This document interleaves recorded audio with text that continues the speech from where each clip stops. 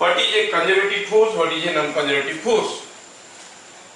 पहला हुआ if work done bye a force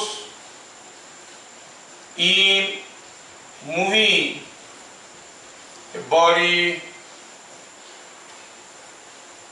from one point to other is independent of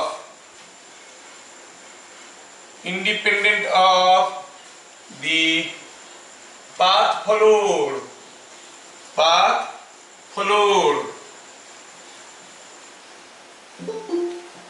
then the force is called a conservative force. Force is called a conservative force. Conservative force किसको कहते हैं? कोई body को एक जगह से दूसरी जगह लेने में जो वर्क होगा अगर किस रास्ते में लिए उसके ऊपर डिपेंड नहीं करता, तो हम इसको कहेंगे कंजर्वेटिव फोर्स। ठीक है,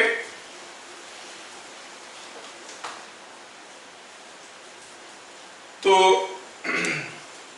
एग्जाम्पल क्या लेंगे? Gravitational force,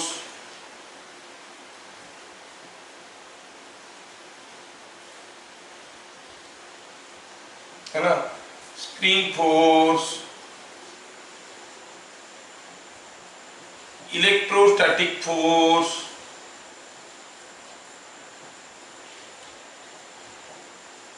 any constant force, कोई फोर्स जो मैग्नीट्यूड और डायरेक्शन कांस्टेंट है, ये सब को हम कंजर्वेटिव फोर्स कहेंगे। एक जगह से दूसरी जगह लिया गया, आप ऐसे लिए या ऐसे घुमा फिरा के लिए या ऐसे घुमा फिरा के लिए, कोई फर्क नहीं पड़ता। Work done by the force just depends upon from which point to which point you are moving. ठीक है, एग्जाम्पल में और भी कह सकते हैं, अगर कोई फोर्स दिया गया है 3ik plus 4jk, it's a constant force. और भी कह सकते हैं कोई फोर्स दिया है 4x² ik plus 3y³ jk, this is also a conservative force. Last class we have seen numericals on this and we have seen that the work done was independent of the path followed. तो ये सब हो गया conservative force. When the work done is independent of the path followed, then the force is called conservative. ठीक है, if work done by a force in moving a body from one point to other is path dependent, कौन से रास्ते में लेके गए, then it is called a non-conservative force. Non-conservative force। ठीक है, एग्जाम्पल मिलेंगे फ्रिक्शनल फोर्स,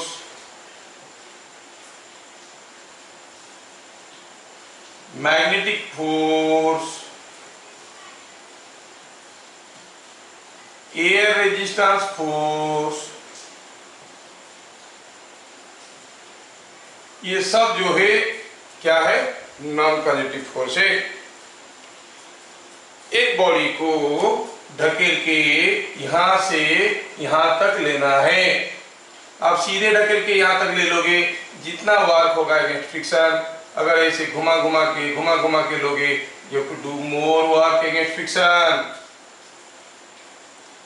थोड़ा मैं बता दूं, अगर हम कोई बॉडी को इस रास्ते में ले रहे हैं, स्लाइड करते हुए जा रहा है, तो frictional force is tangent to the path, है नहीं, क्योंकि जिस रास्ते में जाएगा उसका अपोजिट डायरेक्शन में होगा। और फ्रिक्शनल फोर्स का मैग्नीट्यूड भी कांस्टेंट रहेगा। तो आप कहोगे यहां से यहां तक जाने में क्या वर्क होगा against friction? Frictional force into length. Previous class we have seen an example like that. When the force was tangential to the path, the water was force into length of the path.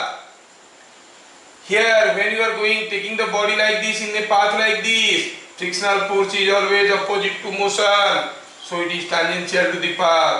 कितना work होगा friction यहाँ से यहाँ तक जाने में? That depends upon the length of the path. तो यहाँ से यहाँ तक बॉडी को लेने में हम कौन से रास्ते में गए? ऐसे गए कि ऐसे गए कि ऐसे घूम के गए? ये मैटर करता है। कितना होगा वार्डन फ्रिक्शनल फोर्स के अगेंस्ट में? तो frictional force is a non conservative force. ठीक है, frictional force is a non conservative force. अच्छा, कंजर्वेटिव फोर्स के बारे में हम और भी इंपोर्टेंट पॉइंट देखेंगे। नॉन कंजर्वेटिव फोर्स का एक्सप्रेशन कैसे होगा? मान लो कि एक फोर्स है 3xy i के plus 4y square x cube j के। दैट मींस आप कहोगे the x component is a function of x and y, the y component is also a function of x and y. If the x component is a pure function of x, y component is a pure function of y, then you say the force is conservative. If x component has y and y component has x in any form, then it is non-conservative. Book में आपको फिर वाले हर कोई एक force दिया रहेगा, conservative है या नॉन कंजर्वेटिव है जानने का लंबा चौड़ा तरीका दिए। That is called calculation of curl, जो इंजीनियरिंग मैथमेटिक्स में आता है कर्ल। ठीक है, डेल क्रॉस करके निकालते हैं कोई फोर्स, उसको डेरिवेटिव निकालेंगे क्रॉस प्रोडक्ट का। हमें वो कुछ तरीका नहीं चाहिए, सीधा देख के आप बता दोगे ये कंजर्वेटिव है कि नहीं है। कैसे? अगर x component is a pure function of x, conservative, y component is a pure function of y, x component is a pure function of x, you call it conservative, otherwise non conservative.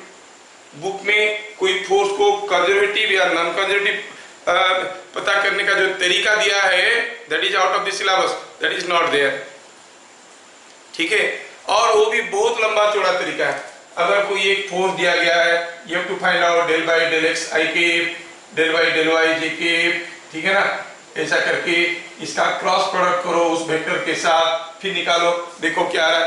बहुत ही लंबा चौड़ा method है। अगर ये zero आ गया तो conservative, नहीं आया तो कंजर्वेटिव नहीं, तो बहुत लंबा चौड़ा मेथड है।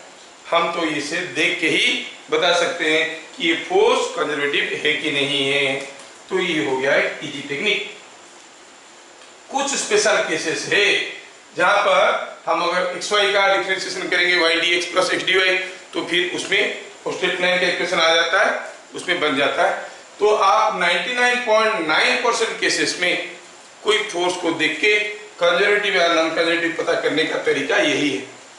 ठीक है, मेरे को तो एक ही केस मालूम है जिस केस में आप ये फंडामेंटल तरीका कंजर्वेटिव है या नहीं है पता करने का वो काम नहीं करते। ओनली वन केस, बाकी सारा केसेस में ये होता है। ठीक है, तो कोई फोर्स को कंजर्वेटिव हम कब कहेंगे? When the warden is path independent. Non conservative कब कहेंगे? When the warden is path dependent. अच्छा, कंजर्वेटिव फोर्स के बारे में और भी एक important point, in case of A conservative force,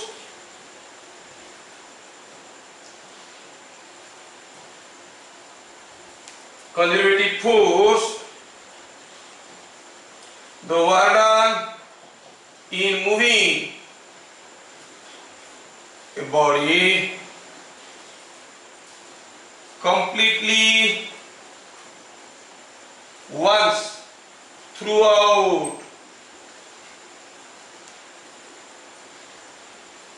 any closed loop is zero। ठीक है, अगर मैं ये पेन को यहाँ से चलाना शुरू करता हूँ, ऐसे घुमा फिरा के फिर यहाँ पे ले आया, देखोगे रास्ते में जितना भी वर्क हुआ अगेंस्ट ग्रेविटी उतना ही वर्क हुआ by gravity. total work done by gravity is 0. Not only in gravitational field, in case of electrostatic field also the same. समझ में आया क्या? तो हम कहेंगे ये work done in a closed loop in moving a body completely once throughout any closed loop is 0, which is not true for a non-conjunctive force. अब हम ये नहीं कहेंगे कि नॉन कंजर्वेटिव फोर्स की केस में 0 नहीं होता है, 0 होगा कोई जरूरी नहीं है। समझ में आया? नॉन कंजर्वेटिव फोर्स की केस में 0 हो भी सकता है, नहीं भी हो सकता है, depending upon the type of force. समझ में आया? तो हम कहेंगे in case of conservative force work done in a close loop is equal to 0। ठीक है।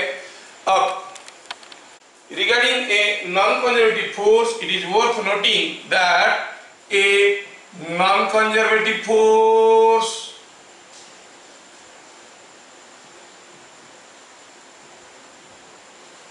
is always required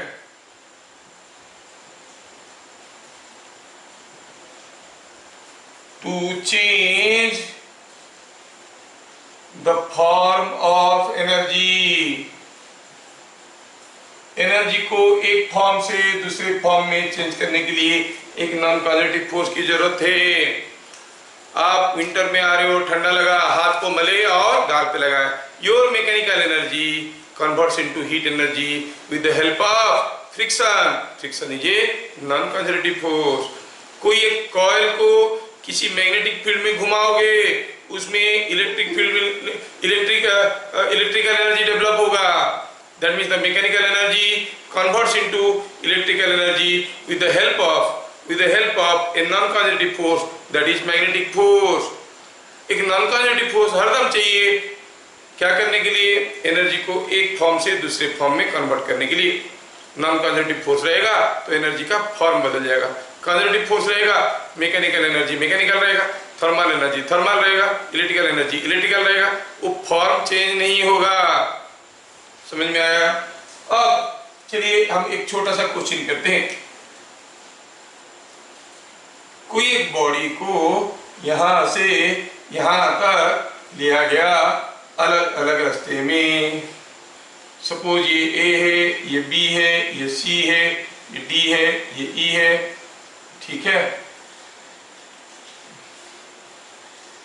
a body was moved, a body was moved from A to C in two different paths.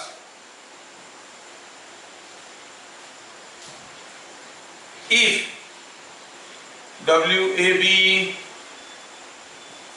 is equal to 20 joules, WBC is equal to 30 joules, Warden AD is 25 joules, Warden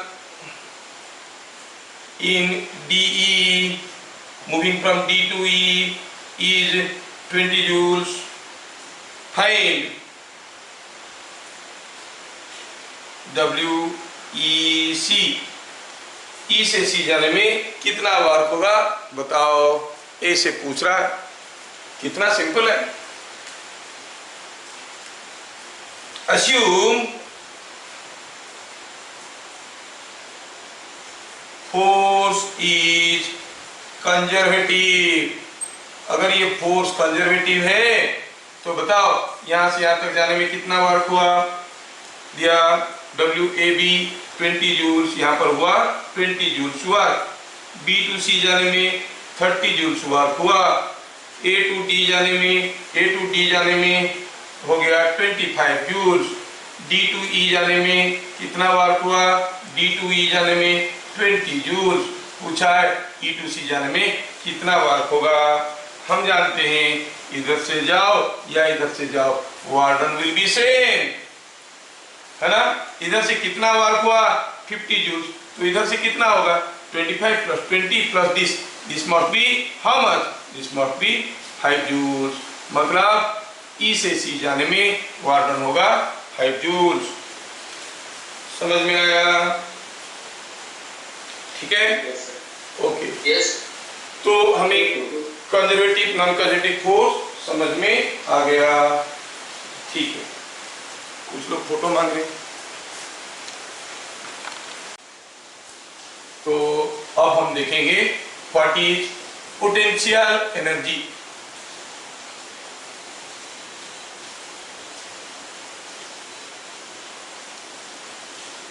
इसको हम लोग U से denote करेंगे।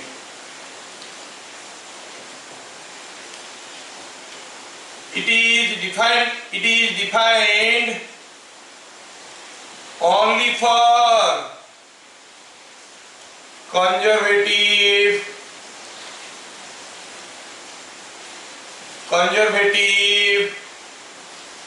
force fields। आपको gravitational potential energy मिलेगा because gravitational force is a conservative force. आपको electrostatic potential energy मिलेगा but electrostatic force is a conservative force, है ना। स्प्रिंग पोटेंशियल एनर्जी मिलेगा because spring force is a conservative force. ठीक है, तो आपका जो पोटेंशियल एनर्जी है ये डिफाइंड है किसके लिए? सिर्फ कंजर्वेटिव फोर्स फील्ड के लिए। कैसा डेफिनेशन है? Potential energy of a body in a conservative field. Definition पे ध्यान देना। With respect to conservative field, with respect to any reference, potential energy of a body in a conservative field at any point with respect to a reference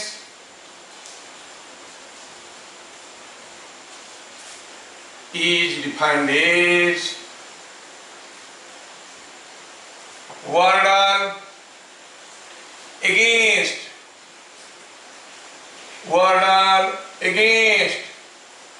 काफी book में against word missing है। the field force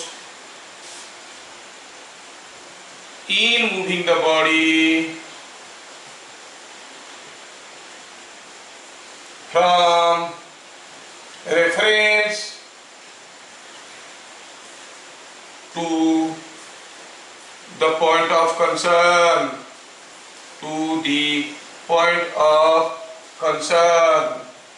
definition पे ध्यान देना।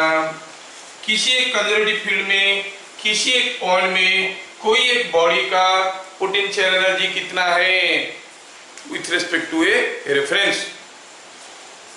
With respect to a reference अगर हम इसका potential energy निकालने की कोशिश करेंगे तो क्या कहेंगे?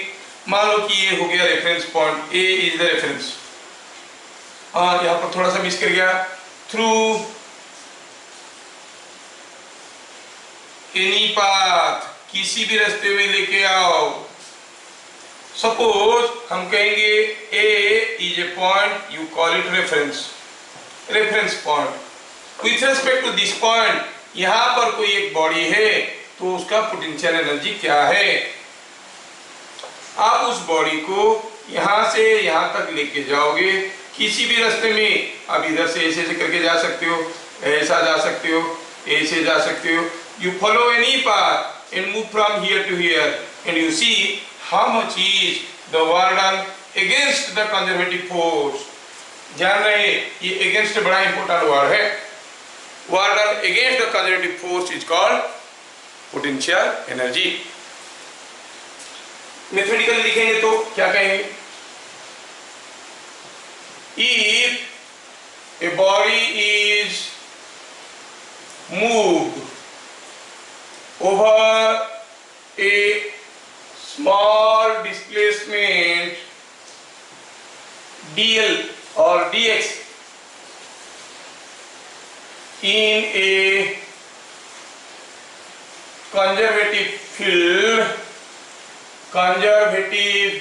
field, then du small gain in potential energy is equal to small work done against the conservative force जो भी फोर्स है, conservative force, that is equal to, if you are going over a displacement dx, then work done by a force becomes f dot dx, but du is work done against, so you write minus f dot dx. ठीक है, तो यहां से दो चीज समझ में आता है। पहला हुआ potential energy at point P with respect to a reference A, that is potential energy at P with respect to point A is minus f dx का इंटीग्रेशन सारा छोटे छोटे ड्यू को ऐड कर देंगे A से P तक। समझ में आया? एनर्जी इज स्केलर क्वांटिटी, तो आप कहोगे potential energy is a scalar quantity. दूसरा चीज हुआ from the relation itself we see F is du by dx. I will write, instead of writing dx because it becomes one dimensional, I make it dl. I write it dl, du by dl. Oh, sorry, with a minus sign, minus du by dl.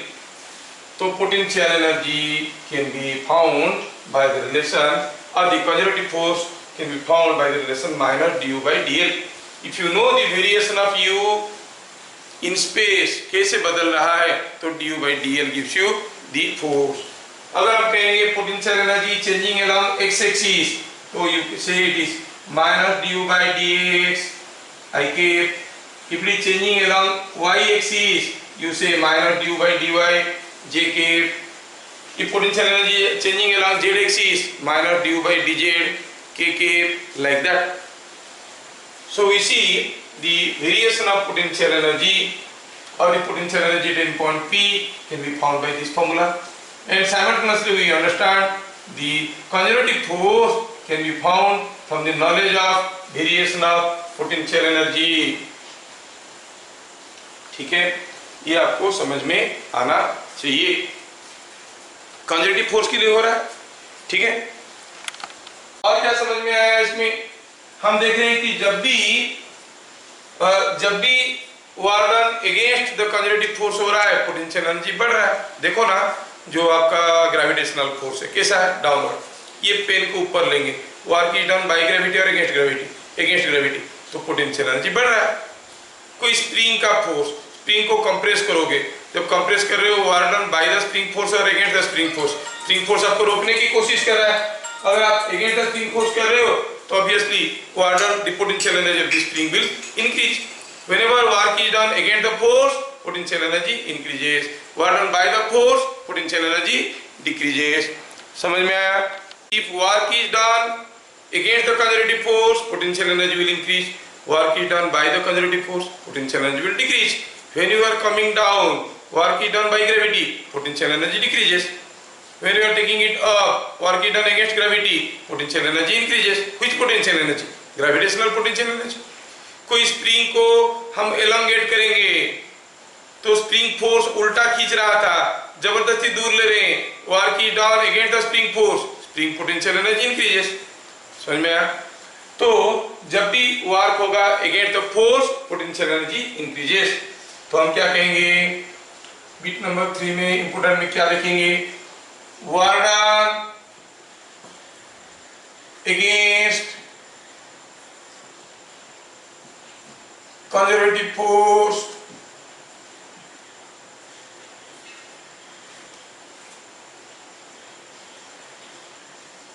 increases the potential energy.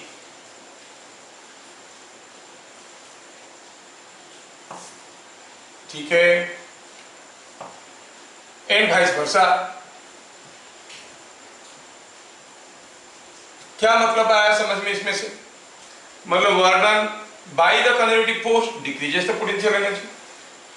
सोचो कोई एक point है ए, ये एक दूसरा point है B, दोनों position में कोई बॉडी का पोटेंशियल एनर्जी मालूम है, और सपोज दिया गया है कि UB is greater than UA, suppose UB is greater than UA, I want to know what is the direction of force between these 2 points. Which force? Conservative force.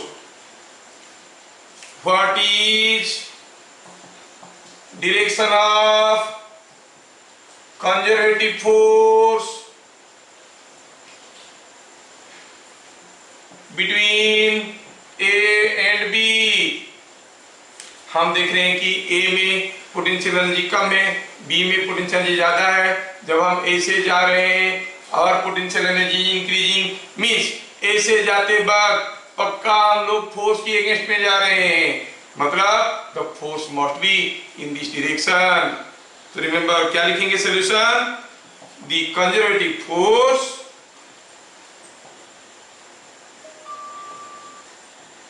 is always directed from conservative force is always directed from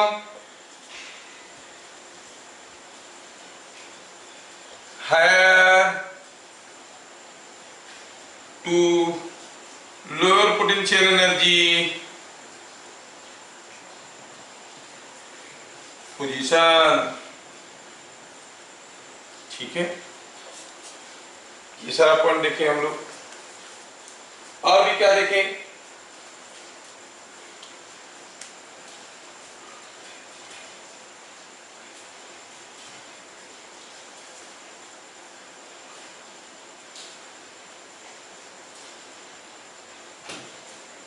और क्या देखें? और देखें ये, क्योंकि ये जो potential energy तो बहुत आसान चीज है, लेकिन इसके ऊपर जब कंसेप्चुअल क्वेश्चंस आता है लोग फंस जाते हैं। और क्या देखें हम लोग? देखें कि सपोज हम कहेंगे कि कोई मान लो कोई एक रीजन में पोटेंशियल एनर्जी ऐसा वेरी हो रहा है, जब पोटेंशियल एनर्जी मैक्सिमम है, suppose this is y axis, this is x axis, slope of the curve at any point gives you is given by dy by dx. Suppose हम कहेंगे potential energy U is changing with x like this, मतलब आप x axis में जाओ तो पहले potential energy बढ़ता है, कोई एक अननोन कंजर्वेटिव फील्ड है, पहले पोटेंशियल एनर्जी बढ़ता है, फिर घटता है, फिर बढ़ता है, ऐसे करके जा रहा है। तो अगर U का x के साथ वेरिएशन ऐसा हुआ along x एक्सिस, तो सोचो what is the slope at this point? You will say 0. What is the slope at this point? You will say it is 0. तो हम क्या कहेंगे? When U is maximum or minimum, U is maximum or minimum, the slope du by dx is 0. तो क्या लिखेंगे? When U is maximum or minimum, we can write du by dx is equal to 0. We can write du by dx is equal to 0. लेकिन हम तो जानते हैं क्या कि f is equal to minus du by dx। अगर du by dx 0 हो गया मतलब the force is 0. So at maximum or minimum value or position of potential energy, the net conservative force is 0। और जहां पर कंजर्वेटिव फोर्स 0 होगा वहां पर बॉडी इक्विलिब्रियम में रहेगा। सो at these positions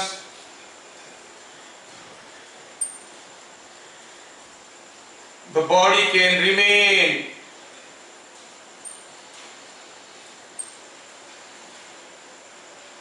in equilibrium। ये सब पोजीशन पे बॉडी इक्विलिब्रियम में रह सकता है। समझ में आया? क्योंकि फोर्स 0 है तो U मैक्सिमम हुआ है, मतलब on stable equilibrium, U minimum हुआ है मतलब stable equilibrium.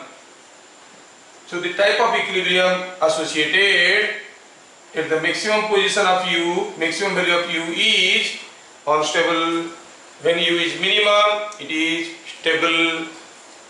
समझ में आया? Yes, sir. ठीक. Yes, sir.